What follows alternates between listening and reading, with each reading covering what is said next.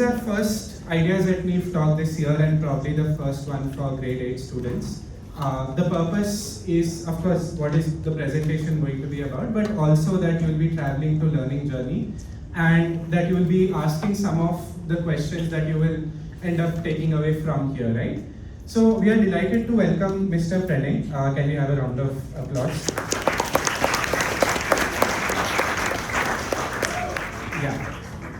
Mr. Pranay is the Deputy Director of Takshashila. I'm sure a lot of you must have heard of Takshashila or when you played the Takshashila game, right? The experiential learning game. It's one of the leading public policy think tanks. And Pranay writes extensively on how governments function and why public participation matters, right? Something that we also need to incorporate. His books, Missing in Action, which explains why Indian state often struggles to deliver, and We the Citizens, which explores how ordinary people can shape public life, have become popular guides for understanding how democracy and our republic really works, right? In today's session, Pranay will help us think about what it means to be active citizens and how policies affect us, right? We live in Bangalore, we've seen how Bangalore roads are, we've seen litter, we've seen everything, right? And how it's going to affect us. And how all of us, young people, can play a role in strengthening this democracy. So please join me in welcoming Mr. Pranay, and sir, whenever you're ready. Hey, who's that guy? I think you got the wrong person. I'm not that. Alright, okay, so we'll begin. Hey everyone, good afternoon, and we are going to be talking about some things related to governments, public policy and all that. But before I get started, I just wanted to do a couple of questions, not quizzing you, just want to get a sense of the house. Raise your hands if you think India is overpopulated. Wow. Okay, amazing. Okay, how many of you think India is underpopulated? Rest of them, because I have a third option which is just right. India is underpopulated, no one. Okay, third option is don't care. I think it's all right, somewhere in the middle. Okay, got a good sense. Now, next question: how many of you think the Indian government is overstaffed? Like there are way too many people in the government, and they are not doing the things that you want to do. Okay, raise your hands if you think Indian government is overstaffed. No one thinks. Wow. Okay. Two people here. Okay, how many of you think Indian government is understaffed? And okay, still somewhere in between. And the rest of you think it is adequate? Then what's your view? There's no fourth option. Do you have a fourth option? You can give me. The fourth option is I don't know. Okay, good one. The fourth option is that even if they have enough staff, they aren't doing anything. Yeah. There are enough people, but they aren't doing the work. Yeah. Oh, cool. Thank you. So, all right, that's what we are going to be discussing. Some of these topics in today's session. I hope to take around 30 minutes, and then we can do a Q&A, because what I am going to be talking about is some of the questions that we already discussed. So we are asking a quintessentially Bangalore question, right? Why are our Bangalores like this only, right? And why are our governments like this only? And when we say like this only, what we are saying is what you said, right? We think government has quite a bit of presence, but things don't get done, right? Why is it that we feel that the government wants to do so many things, it is ambitious about doing so many things, but things don't get done, right? And what is the reason for that sort of failure? Those are the things we are going to be discussing in today's session, okay? So, then why should we care about it, right? Sai already mentioned, but briefly, it's not just for people within the government to know how government works. All of us should know how governments work for these three reasons. One, if we know what is the effect of specific government policies, then we can hold our governments accountable, right? Otherwise, governments can always say, if you go and tell any government department, sir, why are you not doing this thing in this area? They'll always say, we are already doing this. We are already solving your problem. So in that sense, we need to know what is it that the government is actually doing, what are the kinds of actions government does, because only then we'll be able to hold governments accountable. We'll be able to ask tough questions that you are saying that you're going to be solving this problem, but you are trying to solve this problem with policy A, but I don't think the policy A solves that problem, right? That kind of knowledge we need to have. Only then we'll be able to ask the tough questions from the government, which is the job in a democracy, right? We need the government to respond to the citizens. The second one is to sharpen our demands.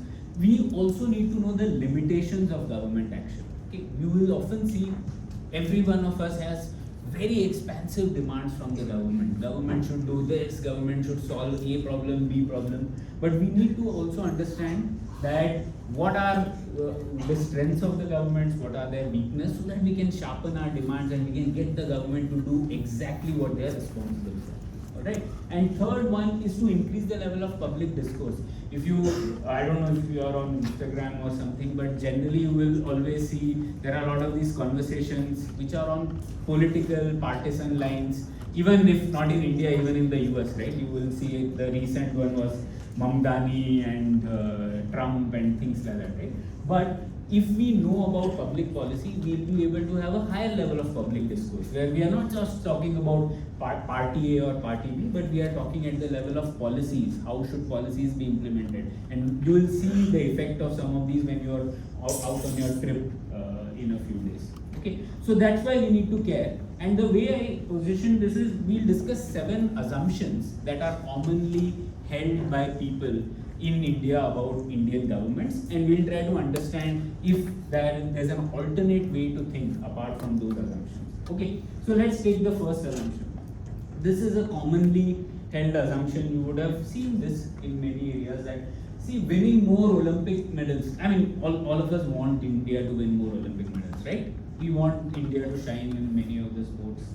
But is that a responsibility of the Indian governments and the Indian state?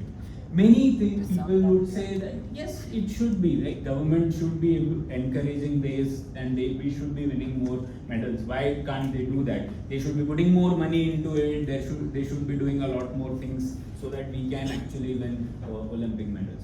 Or the idea that Indian languages are now being substituted or displaced by English, so the Indian state must do a lot to protect them. Okay, again a commonly held assumption. But I will tell you why we should be thinking in a different way. And this is from our book on We the Citizens, which is kept there.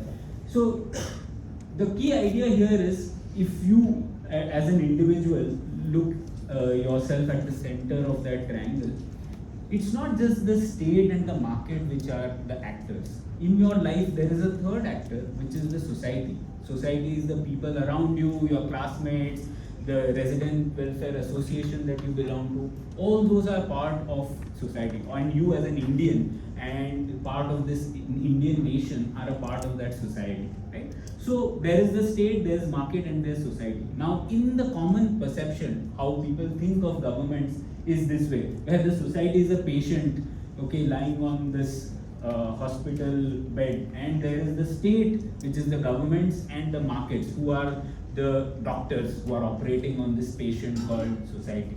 But that's actually not the case, because society itself can bring about a lot of changes. Society itself can transform a lot of things, and that's what has historically been in India. India has had a strong culture of social reform. You know, there were lots of things that people did to change the state. People did to do new things without the state or with the state, right? So there are, for example, there were social reforms. You would have learned about Raja Ram Mohan Roy and the idea of, you know, Raja Ram Mohan Roy. What was he involved in?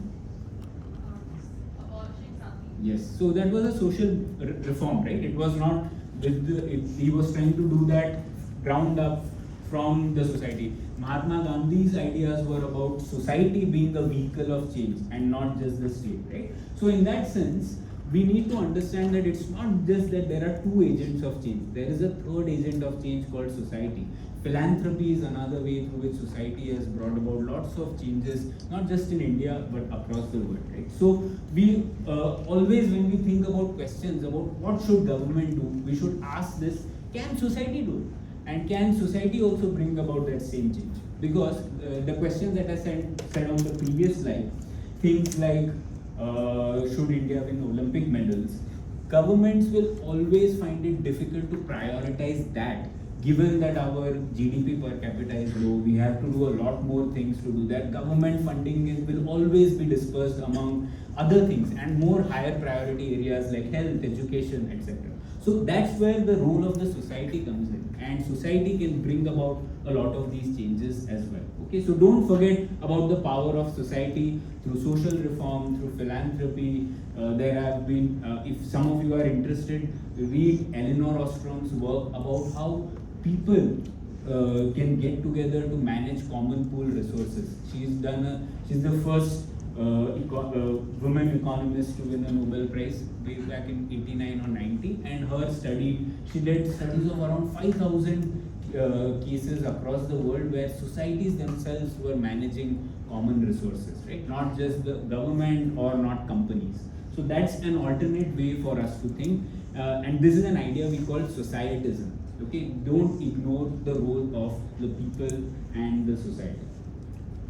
The second assumption. Now, once we've understood that there are three agents of change: state, market, society. This is the second assumption which governments commonly say, and I think a lot of you also thought on similar lines. So governments often say that, there are just too many people. We are not able to manage things because Bengaluru has too many people, or there are so many people in Uttar Pradesh. There are so many people, and that's why we are not able to deliver. Now that is exactly a thing we need to fight against, because under governance is the problem, not overpopulation. Okay, it's people are what people are. We are many nation states have large amount of, let's say, mineral resources. We have large amount of human resources.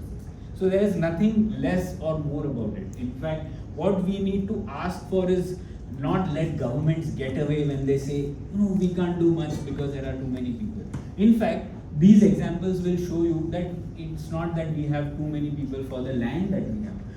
In fact, like Kerala, for example, does well on many governance parameters. It actually has a higher population density than Uttar Pradesh, which is India's biggest state. If you look at all top 10 cities combined, sum them together, they just occupy 0.2% of India's land mass. So it's not as if they are, there are way too many people for the resources that we have. You can take another example of this. If all of India's population had a 1,000 square feet house for a family of 4, this would still require just 0.76% of our land area. And we are not even assuming multi-story buildings. We are assuming everyone gets a house on the ground floor, and still you would just occupy that, which means that actually population is not the problem. Okay, it is always governance. So the question we should ask is, and it's not as if Bangalore is the world's biggest city, or it has grown the fastest also. In fact, during the Industrial Revolution, London, in the late 19th century, New York, all these grew much faster than Bangalore is growing now. Okay, so the rate of growth was much faster, but we should not allow governments to get away that we are not able to provide because there are way too many of you. It's like the government is putting the problem back onto the citizens and society, and that's what we should resist. We should ask governments that you need to provide us, and not the other way around. Do any of you know the Procrusteus story, the Greek mythology story? So the story is this guy is a robber, and he has a fixed size bed. Okay, and what he does is he gets people and puts them on the bed, and if their size is longer than the bed, then he cuts their legs off. chops their legs off to fit them in the bed. So what he's saying is that the bed should be will be unalterable. It won't change. It's only the problem is with the people if they are longer. Right? So that's an example where our governments also often try to say that you are the problem because you are too many, but that's not the case. Okay. So this is the second assumption to keep in mind. Third one. Now this already some of you mentioned. Is the Indian government overstaffed or not? Now here there are some very interesting data points to understand. Now the Indian government is both too big and too small. I think you mentioned this briefly. I'll just explain how that is the case. So this is a common perception that that the Indian state is overstaffed. A person is just merrily enjoying its time there in the office, and yet you see the reality that in the core areas where government's role is supremely important, right? Public health, public education, defense. Actually, there is a lot of vacancies and shortages. So we are actually our state is much smaller than what we would require it to be in the core areas. Okay, and it's not just in terms of the number of people. You can look at the spending as well. So roughly of all the economic activity that happens in India, 1/4 of it happens via governments. Okay, so 25% of all the things that happen in India are done by governments in an economic way. What would it be in the US roughly? What percentage of their economy would be done by the governments? 50. 50. Okay. What about in China? Slightly more than India, I guess. I'm not really sure. 30% maybe. 30. Okay, good guess. And what would it be, let's say, in Russia? Roughly. Less than 20. 20. Okay. So the fascinating thing here is actually as the countries become richer, their government spending as a percentage of their overall spending also increases. So whether you are a country which is called capitalist, socialist, doesn't matter. All the countries' government spending generally keeps increasing because citizens' demands change, right? So in the US it is around 38%, and in the US, because they also have Medicaid, and there will be more spending on defense, etc. Right? And in Russia it will be around 30%. So generally, what happens is as countries become richer, their spending as a percentage of GDP also increases. Okay, so this means India's GDP per capita is low, and our spending is around 25%. So in terms of government spending in our economy, also it's not an outlier. Okay? So it's not very different from what the data would suggest. Look at the number of. Here is one big gap where India is small. On the right side, if you see this chart, there is the number of employees at each level of government. And you can see how India is very different from, say, China and the US, right? Where a lot of people are at the local level, okay? And in India, it is exactly the opposite, where we have less number of people at local level, at our local governments. And that's why we also see that failure in many of the aspects that we see, right? So this is another aspect which tells you why whether the idea that we talk about is, God might or might not be omnipresent, but the Indian state is omniabsent, which means that it is there everywhere, trying to do many things, but it is not there where it is supposed to be. It is present where it is not supposed to be. It is present. It is not present where it is supposed to be. And these are some of the statistics you will see, right? So it is small in terms of expenditure. We saw that. It is small in terms of capacity, in terms of the number of the capability that exists within the government. It is small in terms of the number of people, but it has a lot of ambition. It wants to do a lot of things in all our lives. It wants to change everything, but it doesn't have the capacity to do that, right? That is the major gap which exists. The dissonance between what it wants to do and what capability it has. And that's why we need the state to focus on the things that it must do, right? That's why get it to focus on health, education, and not ask everything else to be done by the state as well. And that's where the role of society also becomes important. Another common related assumption is this, that India is more decentralized than China. We often think India is a federal country, you know, China is an authoritarian regime, so we are more decentralized, right? But that is not the case.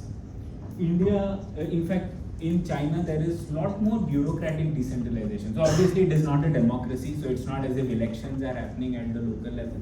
But there is more freedom for people at the city level or state level to do things, experiment things, give encouragement to various companies, universities, schools, whatever, right? So there is a lot of data on this, how at the local level, at our city levels, for example, the overall government spending, of all government spending in India, the spending that happens at the city level is just 3%. In China, it is around 51%. Okay, which means a lot of things are happening at the local level. They are able to experiment, they are able to try different things, and that's why we say that India is not competing with China, it is competing with its 300 plus cities. Right? The experimentation is happening at the level of cities.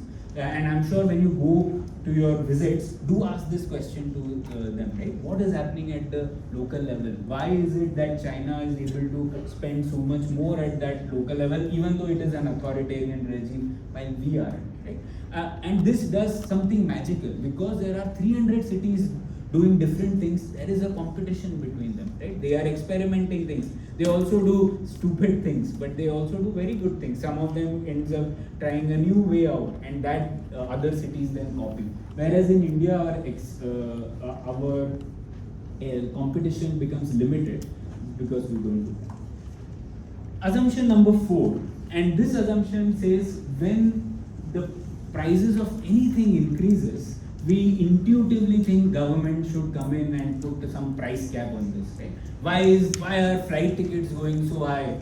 So government should restrict them, okay? Or any other things that you can think of, there is an assumption that government should intervene in prices. Now that again is a problem which manifests in many different ways. When you put a price cap on something, there is no incentive for the producer of that good to produce more of it, because you have limited their possibility to increase their own gains from it. Now that's a classic example. How many of you must have been to Mumbai, right? If you go to Mumbai, you will see a lot of dilapidated buildings all over. One of the reasons why those buildings exist is because there was something called the Rent Control Act, where the government said, see, rents are increasing too much, so we'll put a price cap. No one can charge rents above this. What will happen if you do that? The immediate thing which happens is that there is no incentive for the person who owns that land to do any redevelopment of that, because he's not going to get the money back from it. Right? Your rents are capped, so it's not as if I can construct a new house and sell it at 2 or 3 times on rent. I can't do that, so I let the house be the way it is in a dilapidated state, and that's why you see this happening in Bombay. Right? So this started, and you can pretty much see its after effects in that city. So what it means is that governments have to be very careful about fixing prices. We have an obsession that when we think some prices increase, governments, why don't you come in and put some price cap? And that leads to several harmful unintended consequences. The story of this is, I mean, we are in that season where Delhi is struggling with AQI, and you would have read this in the news, right? AQI is terrible there, the air quality is terrible.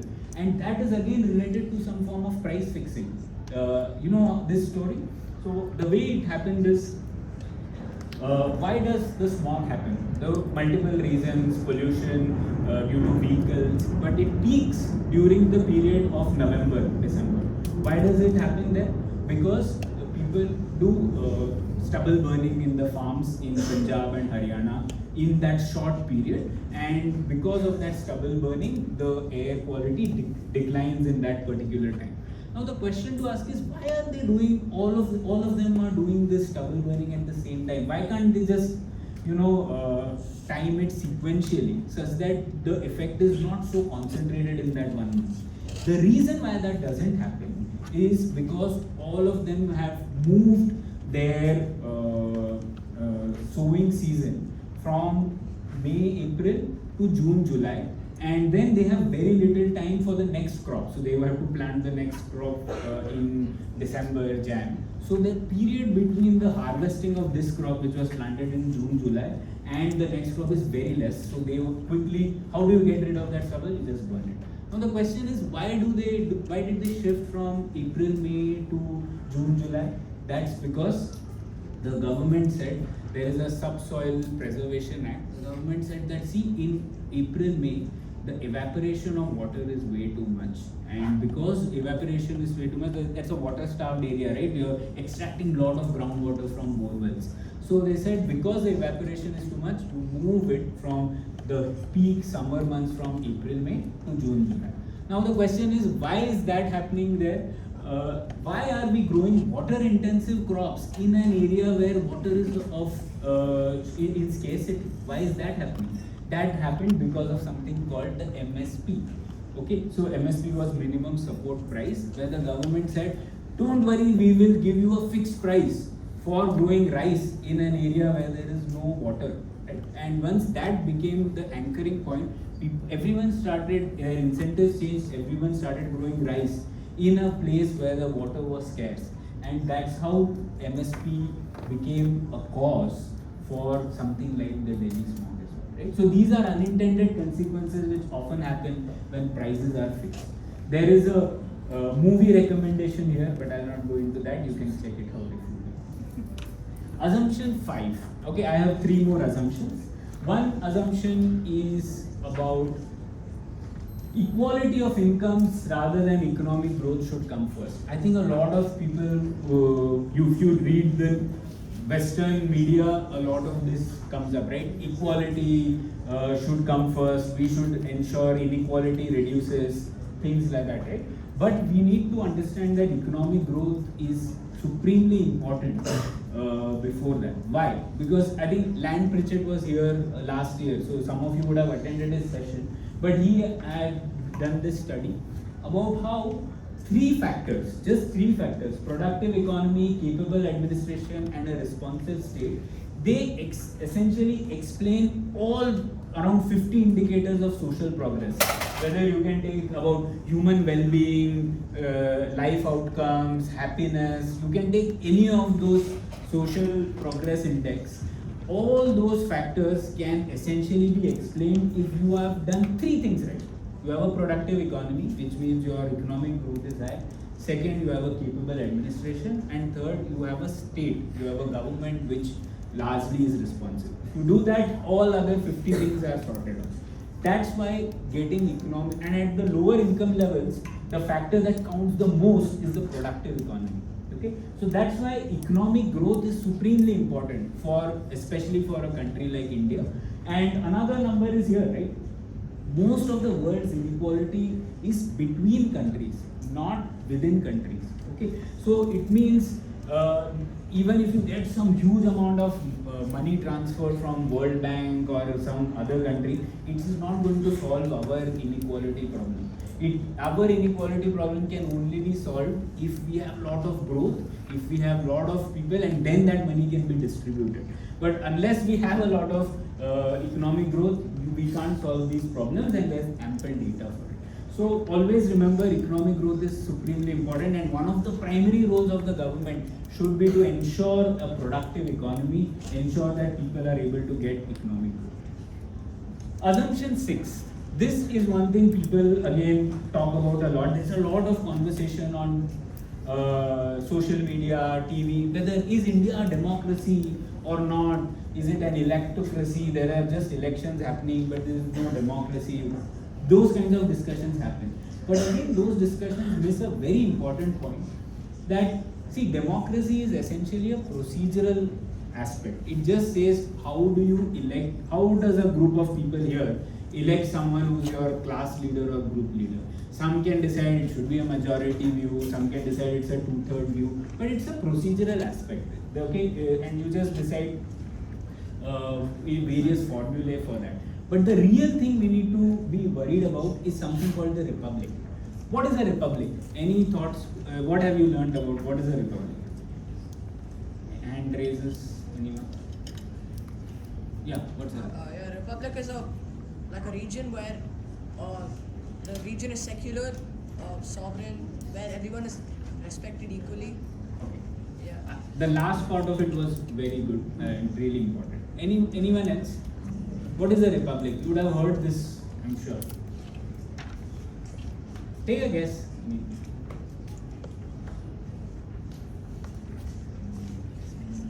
The Republic of India, the Republic of United States. Why do they put this word? If you have seen your passport, you would have seen it doesn't mention democracy of India. It mentions the Republic of India. Okay? Why does that happen? So no guesses? No more guesses? Republic? Anyone else? Yeah.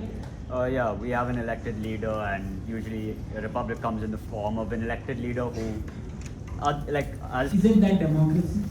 yeah, but under a republic it's slightly different because we also have MPs and stuff under lower levels with this hierarchy.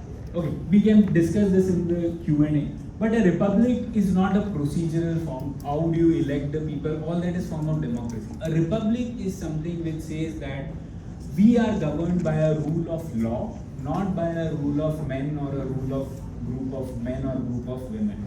Okay, so essentially, even if you are the highest person in the government, you also have to follow certain rules which are generally codified in the form of a document like the Constitution.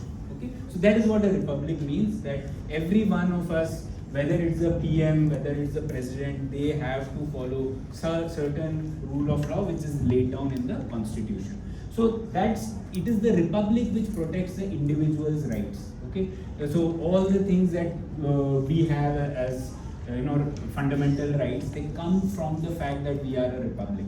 So it is a republic which grants us. So for example, this illustrates it, right? So in this, let's say if Akbar were to decide that from tomorrow only right-handed people will be allowed to work. Let's say if they were to decide. Technically in only a democracy, it could work if 99% people agree that why shouldn't this be the rule? The rest of the 1% left-handers we don't care about. In a democracy that can happen. But in a republic it cannot happen, because in a republic every individual is granted certain rights. Every individual has certain things codified in the Constitution, and even if 99.99% agree that that person's right can be taken away, it can't, because in a republic every one of the 100%, every single individual is protected in one way or the other. Okay, so that is a republic. And the question that we need to ask is, we need to strengthen our republic. Okay, the democracy is fine. There is not as much a problem with the democracy. Elections happen. There are elected leaders. That part happens. But it's a republic which needs protection, which needs strengthening from every generation. The last assumption is, whenever we think of some of these aspects related to the government, sometimes people think, oh, nothing is going to change. How is it that it's too complicated, so many people involved, how will things change? But that again is an assumption, because lots of things change if the society and people demand for it. And that's what I would talk you through, is something called the Overton window. If you see on the right, there is an Overton, the Overton window talks about it is a window of political possibility. Which means that anyone in the government, in a democracy, largely people represent the views of the people. Okay, so if their constituents want something to be done, that gets done. The question is, what is it that we want? And that's where you will see over time, the radical ideas that seem radical today become commonplace over time. Today's radical ideas become tomorrow's commonplace ideas. And that's what is meant by Overton window. If we as citizens push the government to do certain things, over time those ideas become normalized, those ideas become some things that people start accepting. So it's our job to push the window of political possibility, ask for more freedoms, ask for things that can change. And here you can, there is an example of how the view on whether women should work itself has changed over time. It was very different 100 years ago, but that Overton window has moved up in the direction of more freedom. Okay? So that's an example of how society can impact what the state does. And there is the important idea here to keep in mind is change in government policy only happens if good ideas are already on the table when a crisis hits or when the government is searching for solutions. So that's the role of society and people outside the government. We have to place the good ideas before a crisis hits, because when a crisis hits, government is just like, okay, what is it that I can do to get out of it? They are not going to concoct a new solution at that point of time. So our idea is use the open window, articulate your ideas in the best possible way, get the solutions and policy solutions out before the government is looking for it. This also matters. So as I was saying, as individuals, we are at the center of three things: state, market, society. So we have a role in all three of them, right? As a state, as part of people who construct the state, we want that we should be demanding that the state deliver in areas which is unsubstitutable, right? Where only the state can provide the scale, right? You can't have defense outsourced to a private company. You would want the state to do that well, right? You would want the state to do public health, public education well. So that's what we want to demand from the state. As participants in the market, we want to ideate, upskill, do the most cutting edge things, do the best things that really shine through in the world. And as part of a society, we also want to break the silos and be a part of a community which brings everyone together for this common cause called the Indian nation. Right? So these are all the three things that we need to do. I want to end with talking about this eightfold path to transforming India, which is written by Nitin, my colleague. But I think this is really useful for all of us here. One, find the right balance between self-interest and public interest, between selfishness and altruism. You know, even you need to think about yourself also. So you again need a balance between selfishness and altruism. Going to either extreme isn't great, right? So you need to find the right balance between thinking for yourself, your family, and for the nation. Have the right faith in the legitimacy of the Indian Republic. I told you about how Republic is the one that guarantees our liberty, which upholds our pluralism. So don't take those people who disparage our republic. No, our republic is a great thing which it is holding strong for many 75 years, and it is what has guaranteed some of our rights. So try to strengthen that republic and uphold it. Third, learn the right ideas, take the effort to promote good ideas. All of you are already doing this in one way or the other. Fourth, do the right politics. Politics is not a dirty word, right? A lot of people think politics is disgusting, I want to stay away from politics. But if good people don't enter politics, bad people will. So we need to be a part of politics. If we join, be a part of political parties, don't give up on your goodness. Right organization. In public policy and in governance, one person can't make a change. It is like a relay marathon, you know. So you need to have partners, you need to have people whom you can work with, because changing anything requires many years. Okay, it's not a quick change which can happen. So you need groups, you need to come together. It's not something you can do on your laptop, on your own. We need people to be a part of it. Right? Contribution. Some people have the knowledge, some people have money. There can be different ways in which we contribute, right? Not all of us have to do the same thing. Not all of us have to join political parties. Not all of us have to join NGOs. But contribute what you can, right? Voting, vote in election every time when you are 18. And finally, right engagement is really important. Okay, so keep in touch with your MP, MLA, municipal councillor. Keep reminding them. The good thing is now a lot of these people, you can email them. Many of them even respond back. So it is important to keep engaged, keep them in the know about the things that you need, the things that you think about, right? So these are eightfold paths for transforming India and yourself, and that's how we can bring about the change that we wish to see in India. Okay. So with that, I will end, and hopefully we can have a round of questions. Thank you.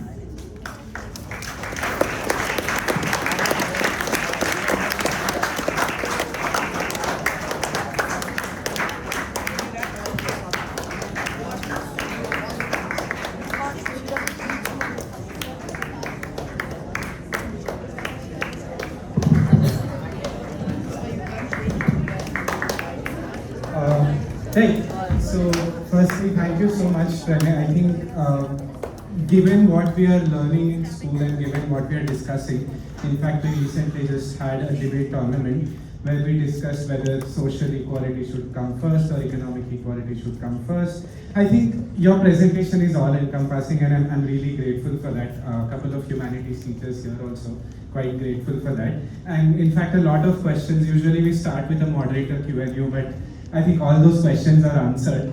So I think we can directly start off with the student Q&A. I think there could be a lot of questions, and please feel free to ask questions. People, we have a couple of mics here. So we can start with a raise of hands, and then we have volunteers who would come around and pass on the mics. Does that work? Yeah? So can we have questions from you, or should I start? Oh, you have a question.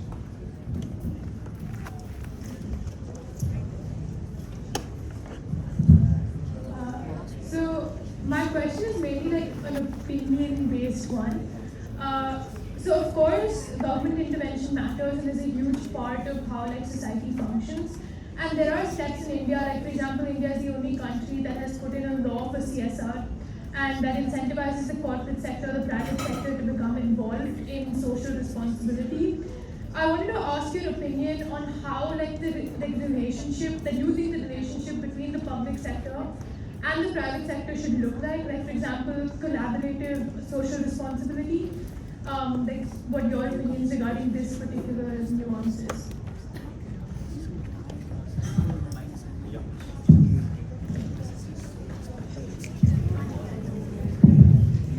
Great question. Let me explain that.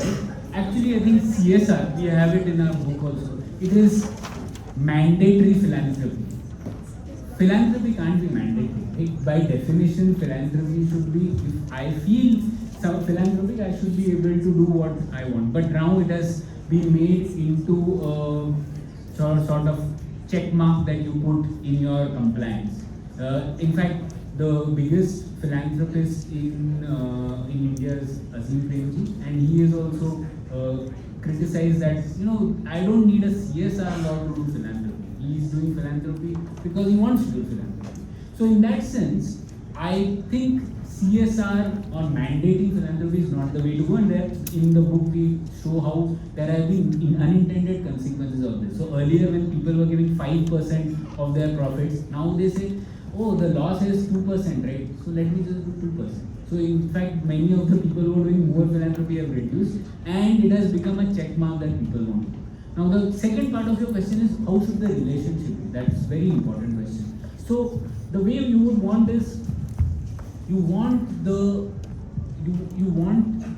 governments to do what they are good at, and you want the markets to do what they are good at. So you would want companies to excel in the things that they can do their profits, they can make great things, they can make globally competitive things. That's what you want the companies to do.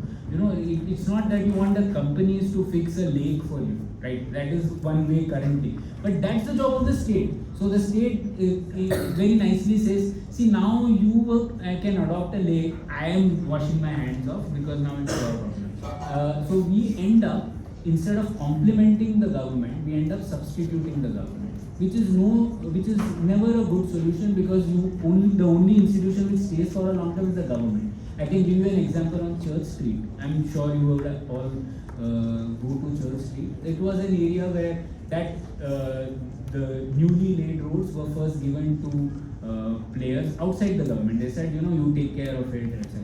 And soon after, when that period got over, there was all sort of garbage on the roads on Church Street, because the government said we had given it to you, we have nothing to do with it. Now it is finally changed and things are. So that's how we should think of it.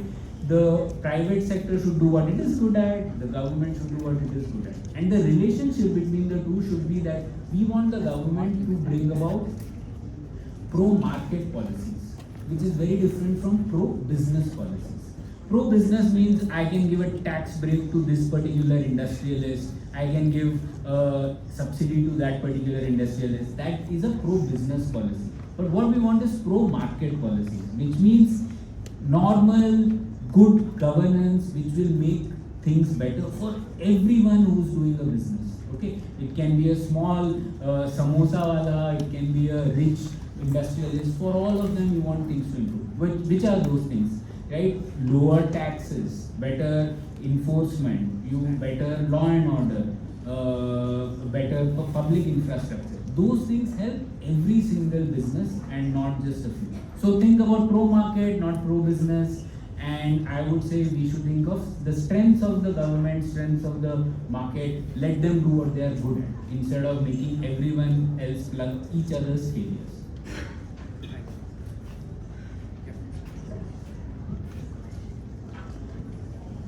Yeah, thank you, sir. Switch it on. So in the eightfold path, the seventh path said good voting and choose correctly. So by choose correctly, is this like a gut feeling that we have as to whom we should vote, or are there some characteristics that we can assess in order to vote for the right one? Fantastic question. So there is a website now called PRS India, Parliamentary Research Service. Okay. So if you go on that website, they have done a rating for all people who contest elections, all parliamentarians. You can go and check, like if whoever is the MP of this area, you can go and check what are the questions that person has asked in the parliament. Have they asked the question that matter to you? Have they not done anything in the parliament and taken a break? All those things are now available. So the way you would go about it is, we need to do that amount of research, right? When there is voting, to see what is this person, first of all, promising. They will put that on manifestos, but also importantly, what does their track record be?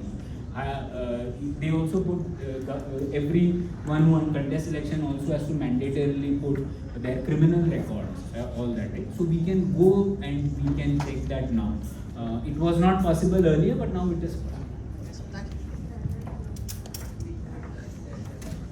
Do you agree with Eleanor Ostrom's idea of collective self-governance, or do you think that government intervention is necessary in order to maintain sustainable resource use of common pool resources?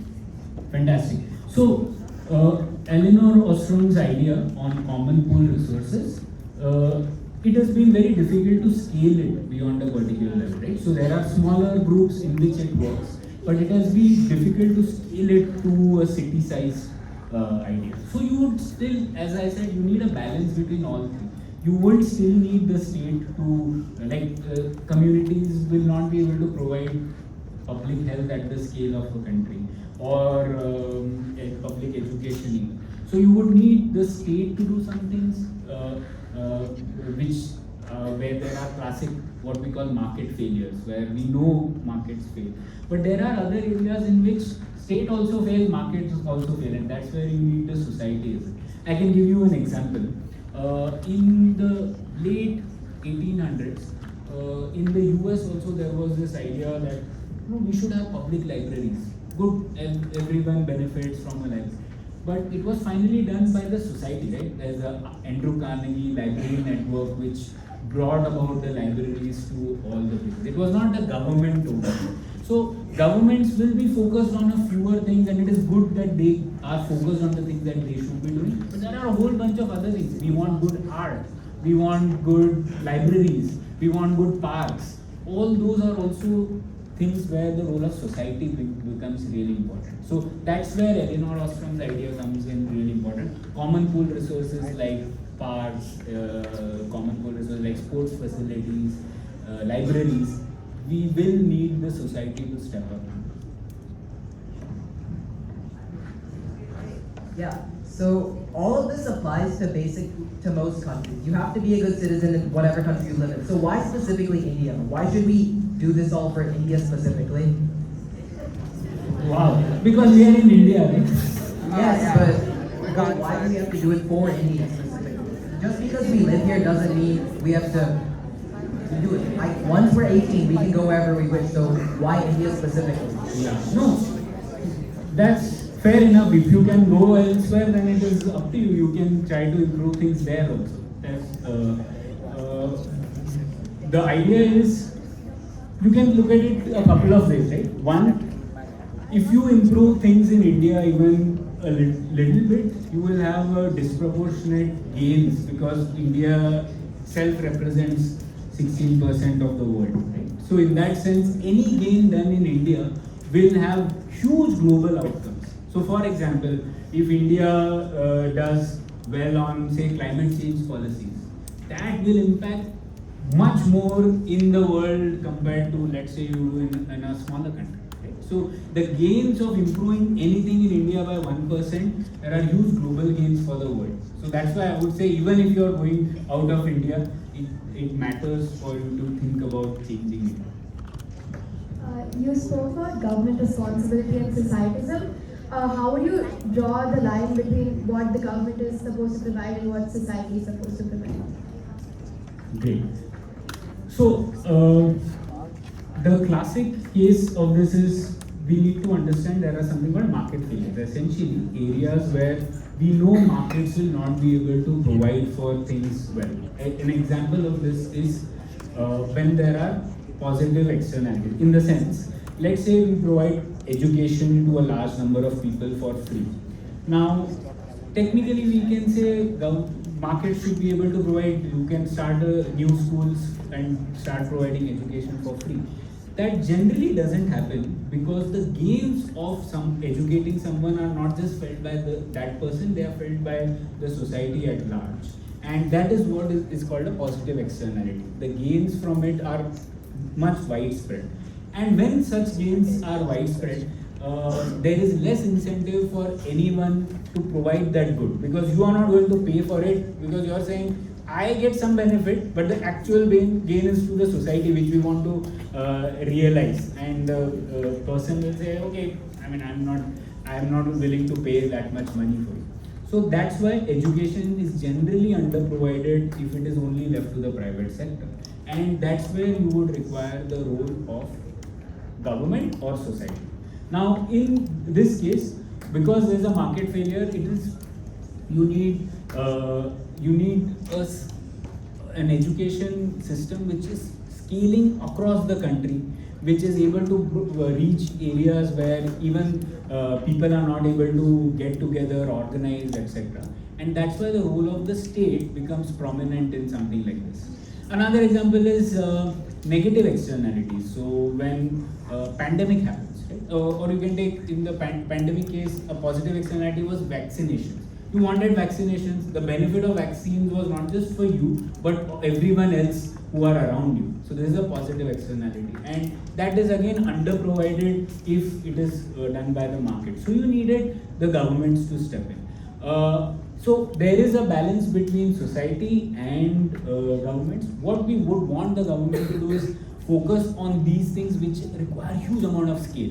You require vaccination if you want it to be provided across India in a quick time. It is only possible with something like a state which has the machinery to do that, which has the people to do that, and it can organize itself quickly. Other areas where it cannot scale up, where there are too much variety in things, you would require society to step in.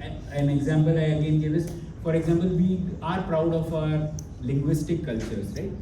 Now, if you tell the state to do something great on linguistics, they'll construct one stodgy building where no one else goes and teach things in textbooks that no one else will read. But they'll say, see, we are doing great for language preservation. But that's where the role of society comes in. You would want society, only the creativity of a language and all its art forms can only come from society. Right? So in that sense, when you want scale, state helps. Otherwise, society can fix some of these problems. Yeah, I have a question. So in Companies Act 2013, I think section 136 or 137 mandates CSR for companies, and you claim that mandated philanthropy is not needed. But the situation is, if this philanthropy was not mandated, a majority of these companies would not pay their net profits through CSR.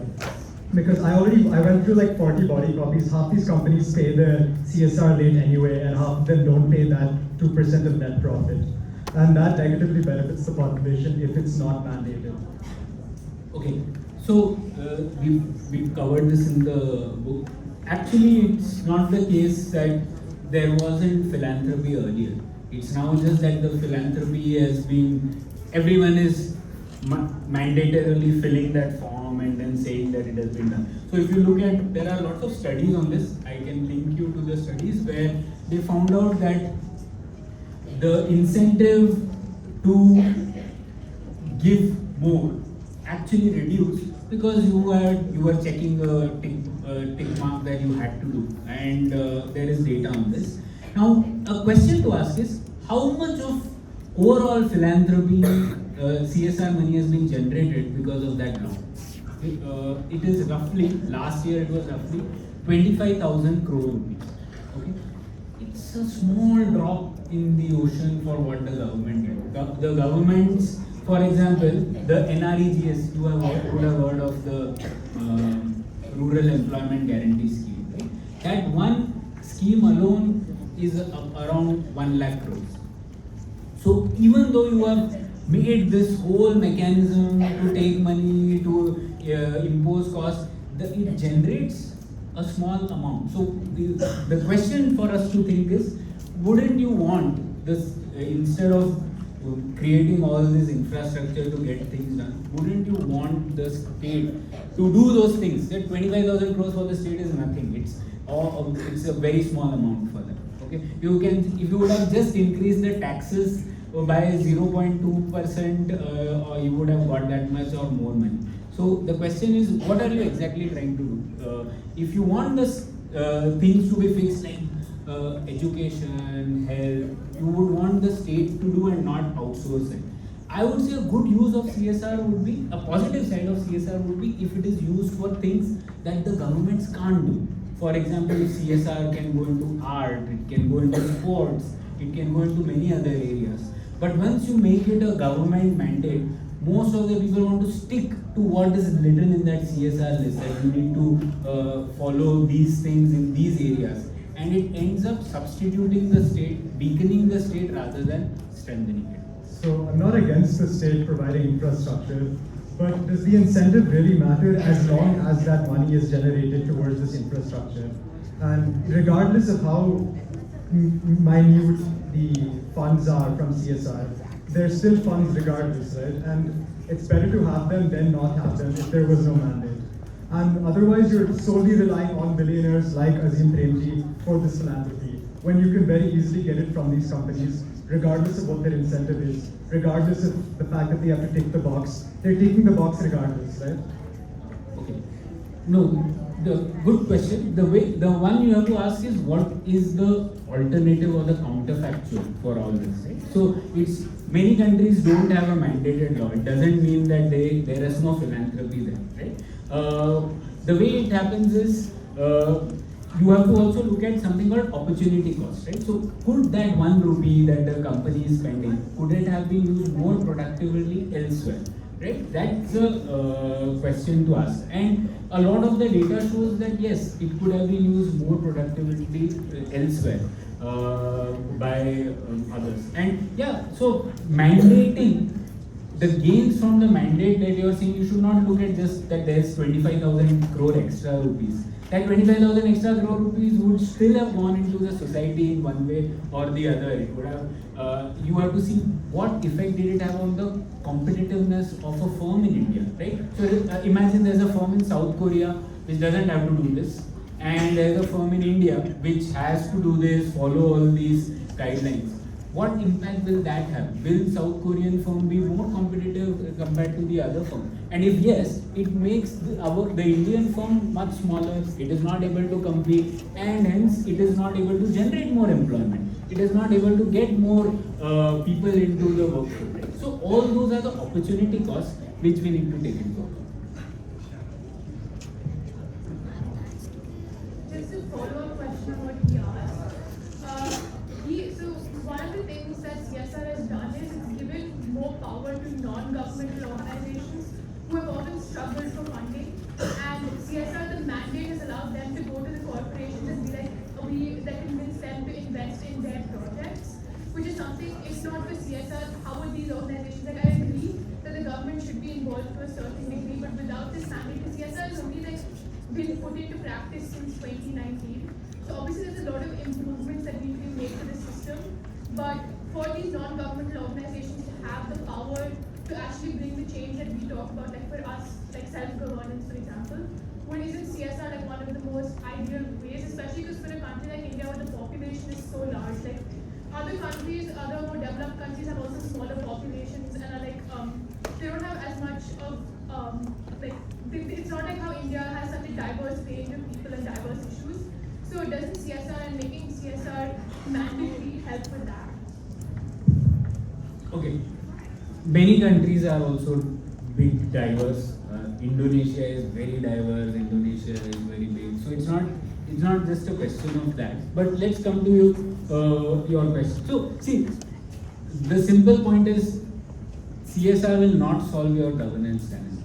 You can't have education being done just because there is CSR. That's the problem, right? So it is good. Everyone feels that okay, government has imposed this, so there is a mandate. Now people are doing that. But I'm forcing you to think about the counterfactual. It is not as if in other places philanthropy doesn't happen, right? Philanthropy happens, and it was happening in India also. So there is a lot of data, and it's not as if over the last CSR data is there on the portal since 2016-17. You can look at how much amount it has increased, how much it has gone up through that time, and it is, as I said, it's a mosquito at the back of an elephant, right? Because it's a small amount, 25,000 crores from all the things is not going to solve your challenges. That's the problem. If you want to solve something which is the government level scale, solving India's education problems, etc., you would really want the government to control it. That can solve. And education budget would be in lakhs of crores. If you include all the state governments, also it will be in tens of lakhs of crores. So you can, even if all that 25,000 crores goes into education, it's not going to impact you as people. That's all.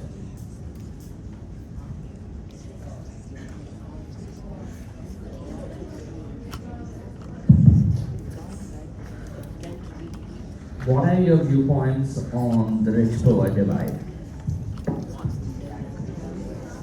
Sorry, What are your viewpoints on the rich-poor divide? okay, rich-poor divide. So what do you mean by the divide? Like in what way do you want me to answer this? What is your view on this? It's not about my view, but No, I want to hear you.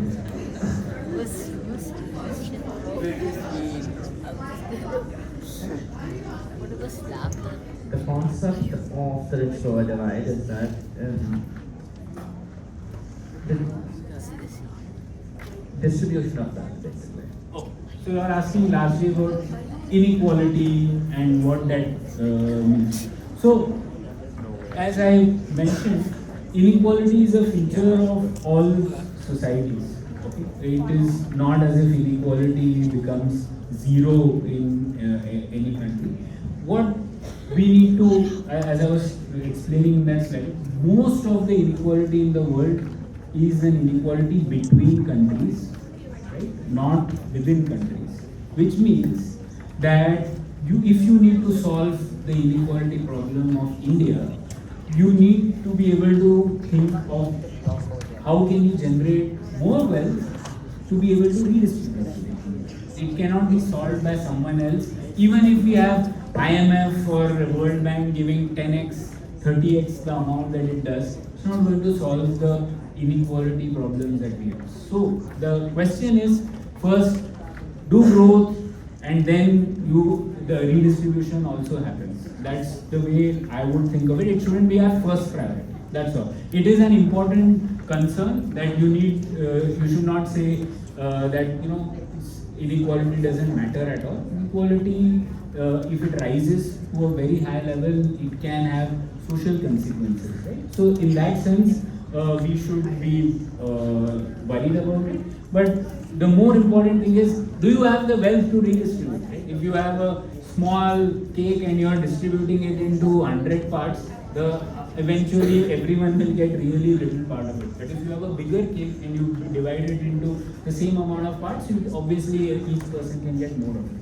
So that's the perspective to think about, that growth really is what will generate the way to do redistribution. Otherwise, you will not have enough to redistribute. Yeah, Pranay, my question is on Nitin's eightfold plan regarding the idea of good politics. So I may be adopting a more pessimistic outlook here, but how do you really do good politics? In India, we exist in a system, in a political system, rampant with corruption and bureaucratic obstacles.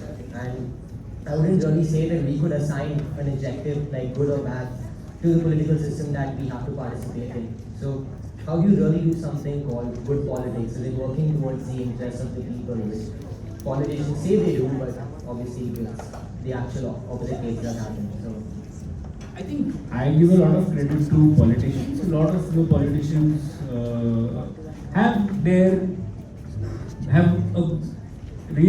they have this sense of doing good, and that's why they enter something called politics, right? They might be crass, they might not be doing the things that we want to do, but they are actually making an impact on the ground, because people have the agency, right? People can vote them out, and that often happens. So in that sense, I think the people who are in politics are, most of them, it's not as if they are not corrupt, they might be corrupt, but they have the sense that I want to do something good, and that's why I enter. Okay? So I would rate our politicians, I would give them a lot more credit, because they are really in that game, right? We can happily comment, but they are really fighting that fight. Now the question is, what does good politics mean? So for us, it means getting involved in some of those things, right? Politics, there's politics going on here also, at this moment also. Politics starts when there are three people, right? Forget people, even primates do politics, right? So there are lots of chimpanzee politics also happen. So politics is all around us, you can't get away from it. The question is, good politics just means that do we have the broader interest of the nation, broader interest of the community in mind? And some people will do more than the others. That's the whole idea of good politics. I can give some examples. Like you would have heard of that famous Tryst with Destiny speech that Jawaharlal Nehru gave. Now the key word in that is the idea of destiny. Not in the sense that everything is fixed, but nation states do have destinies, in the sense that there were many nation states which were destined for greatness, but they couldn't achieve that. Okay, for example, Argentina in the late 1800s and 1900s was this nation state which everyone thought will be, the greatest nation state, because the economy was growing for 30-40 years, great things were happening.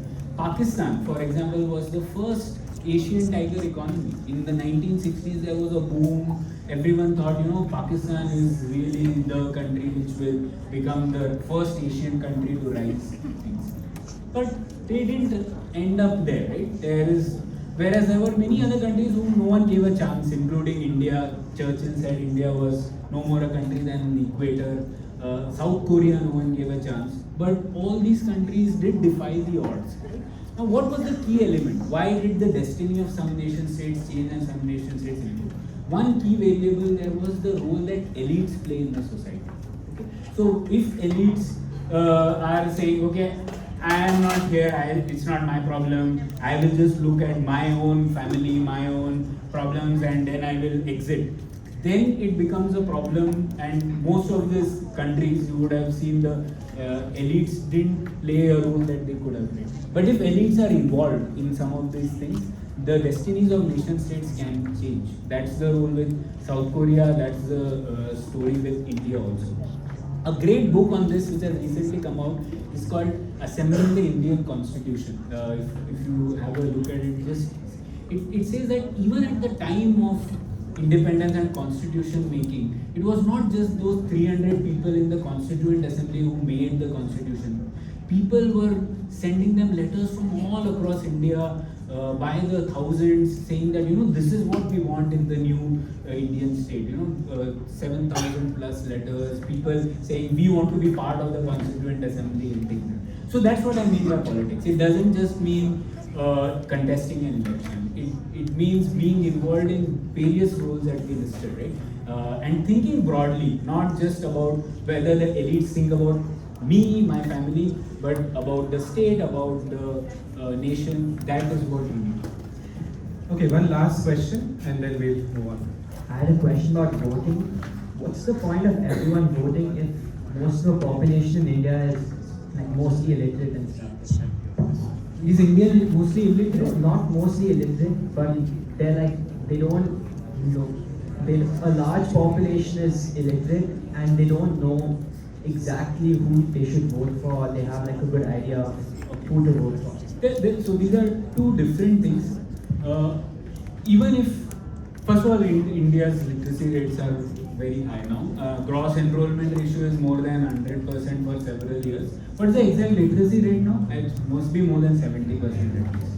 But I don't have the exact number. So it's a good question, but it's not, you see, if you are voting, whether you are literate or illiterate, you still have your interest in mind. And you know your context, your interest, that you understand whether you are literate or not, right? So in that sense, it's not that, literacy is not that big a variable on this. What matters is people do understand their context better. So they will, you saw in this Bihar elections, for example, people had certain demands. Whether it's in the most disadvantaged groups, people have their own demands which are well framed and they put before it. So before the people who are contesting.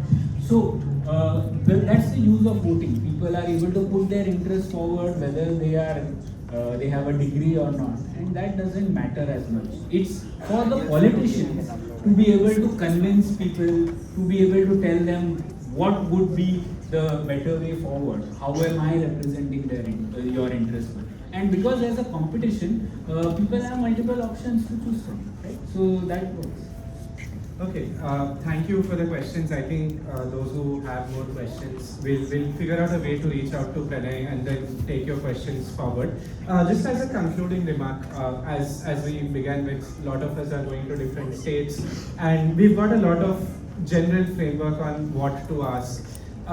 Given that most of us are just students and we don't know exactly what questions to ask, where do you think would be a starting point for this? What do you think students should notice around?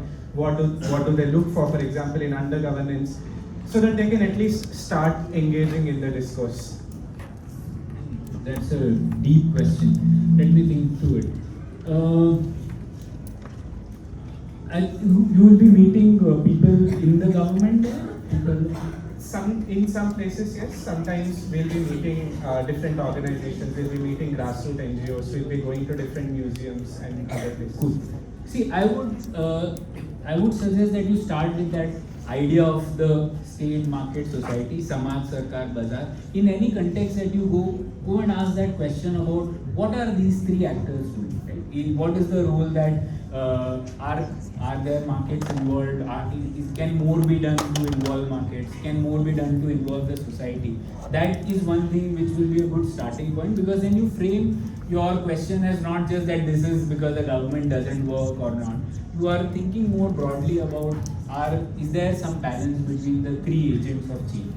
I would say start from there. When you go there, also ask those questions about clarity of role. You will see the clarity of roles of the government is not often there. So, for example, if you go to a museum, you said, right? You go and ask whose responsibility is that, right? Constitutionally, there will be one archaeological survey of India will be responsible for that. But then you will see some other state governments also playing some role in that. So, try to gauge whether there is clarity of roles in that particular function that you are seeing. Is it the role of the MLA? Is it the role of the corporator? And if it is not happening, what are the incentives that are missing because of which the corporator is not interested in it? those things will help you put a very good framework to what you see. Alright, I think we come to the end of this session and we would like to thank Mr. Pranay for coming here. I think this is a very timely discussion that we have had.